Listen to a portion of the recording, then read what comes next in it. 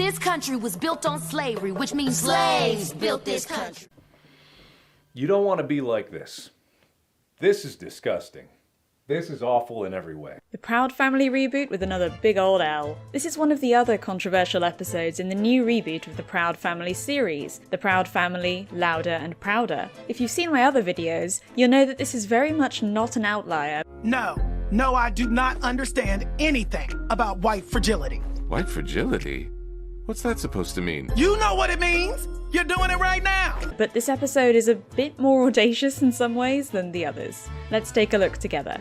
Penny is sleeping in through her alarm, and we get exposition through her sleepy little inner monologue about how the debate team has lost its star, Zoe, and with the state semi-finals coming up, the team is now in a tough spot. It's also Dejanay and Penny's friendiversary. So she also has something to look forward to. But of course, they've also got the school debate to kind of look forward to. And to her surprise, Dejanay gets chosen for the debate team. She's less than thrilled about it, and initially outright rejects the idea. Penny sees this isn't going to go well, and tries recruiting one of the Chang triplets instead, but they don't take so kindly to that. Come on, don't let me down, Debbie. I don't think so, Penny Proud. I got a DJ gig. You can take your model minority myth somewhere else. Model minority myth? What does that mean? I think she just called you a racist, Penny. Black people can't be racist. I agree. Racism is prejudice plus power. You've reached your limit on talking. Shut the up. After all that, it's seemingly not a blessing when Dejanay accepts her place on the team. She won't even go to practice. Dejanay doesn't even turn up to their first match as a new team on time, and when she does arrive, she's outrageously late, rude and disrespectful, embarrassing the team and also Zoe. The debater up there also embarrasses himself though, so that kind of helps them. However, the debate team has yet another stinky setback. Myron completely cracks under the pressure of representing the team at semi-finals, and because both Penny and Maya have already taken their turn to speak during the competition, and Myron has run away, Dejanay is the only soldier they have left to deploy. But she hasn't practiced, has a terrible attitude, and doesn't even know the topic. Against all odds though, in-universe she apparently beasts it, even if her actual argument is like 30 seconds and is nothing of substance. Reducing social media use decreases incidents of depression and loneliness and improves overall well-being. Her confidence and clarity blow the others out of the water. Our team wins. Also, owing to the fact that Dejanay turns out to have a photographic memory. But in yet another bad turn for the debate team, Dejanay seems to score this upcoming debate opponent and is besotted with him. She ignores warnings about getting distracted, gets completely distracted, to no one's surprise, and even forgets hers and Penny's friendiversary, re-gifting the gift Penny gives her straight to Darius. Oof. Oh, thanks! I forgot. I thought you had an eidetic memory. Not on everything, girl. Only the important stuff.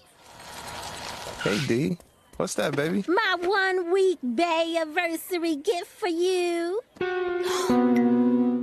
Penny, having already told Dejanay that trusting Darius was a mistake, is vindicated when she finds her team's debate strategy folder in his backpack at the zoo. Dejanay confirms she didn't give it to him, and in what is typical Proud Family fantasy weirdness at this point, Myron uses sci-fi tech to make an image of Darius taking a photograph of the debate strategy, and having been proven wrong about her judgment, Dejanay storms out in a huff. She then bursts in at the debate competition and accuses Darius of stealing the notes. He essentially admits it, saying it's all fair game as they're competitors, and they were each using the other, really. Naturally, Dejanay wastes him for that comment. Betrayed and now extra motivated to beat him soundly, she has a new strategy. Although Darius now knows all the team's arguments. So what are we gonna do? He knows all of our arguments. Well, it's not just what you say, it's how you say it. Cue the song I'm sure you've all heard. Slave, slave, slave, slave, slave, white supremacy. They win the debate and get a standing ovation. Of course, everybody clapped. They also parody a really old meme which was unintentionally funny. This seems to have diffused tensions a bit between Darius and Dejanay post-debate. We don't hear what they say to each other, but Dejanay says that she accepted the apology from him because... Oh, we cool. He just apologized. And you accepted it? Everybody deserves a second chance, Penny. And then that's kind of it. Dejanay ends up celebrating with the team, and everyone's happy again, riding the high from their victory. So really none of this episode was about the issue of reparations or slavery, it's just incidental. It just happens to be what the debate is about. They don't talk about it beforehand or afterwards. Most of this revolves around the debate team and Penny and Dijonay's friendship? Really? They're friends? Penny just gets stiffed by her friends and family at every turn, I'm sorry. She needs to be adopted into a better family, and she needs to ditch all these pricks, minus Zoe. Why does Penny have to be the one to apologise to Dijonay? Dijonay isn't sorry. When you forgot about our friend-iversary... I forget every year, you know that. Yeah, you're right.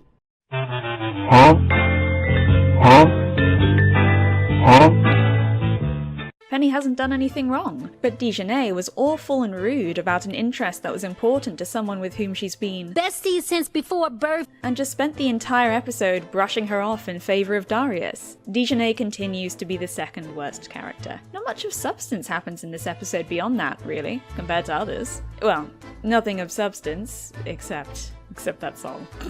Oh, where to begin? There are so many blatant lies in the infamous "Slaves Built This Country" song that it's hard to know where to start. But let's start here. We made your families rich! This doesn't square with the reality of America. Although wealth inequality was actually a lot better in the 19th and 18th centuries compared to today, even when we include the slaves, it's just gotten worse. Don't think about that too much. I'd ask how the writers think any of the few living people the song lists have been demonstrably enriched by slavery, but I know what the answer is. It's whiteness. If you're white, they think that means you've benefited. This is part of the nonsense of critical theory, and its ideals, and occasionally even its authors, appear in this show too. Doing what? Being defensive about race.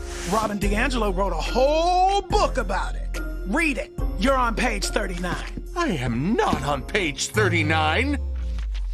Slaves built this country as a concept is also massively misleading. The idea that slaves built the USA also doesn't square with the reality of America. It's just not true. The Atlantic slave trade was absolutely an engine of progress in building the New World at its inception, but directly and indirectly. The actual capital it produced for Europe, and thereby the many European immigrants to the USA, is in the region of about 5%. To reduce the foundation of the entire USA to its slaves is also to ignore the millions upon millions of others who did collectively build the country. People of all races, slave and free. Yes, there were other races of slaves and millions upon millions of essentially indentured workers, just like any other civilization. This not being unique to the US doesn't mean we don't recognize them, and it certainly doesn't mean we just ignore the people killed by cruelty and negligence who don't fit a specific narrative, and then misinform kids off the back of that. And none of this responsible handling of history does anything to negate recognizing the horrors of slavery, as we should. This slam poetry number also asserts that the descendants of slaves have earned reparations, and that America still has not atoned for its part in the transatlantic slave trade. This is a huge, glaring problem with critical theory a la the Proud Family reboot. It's circular, and it's narcissistic.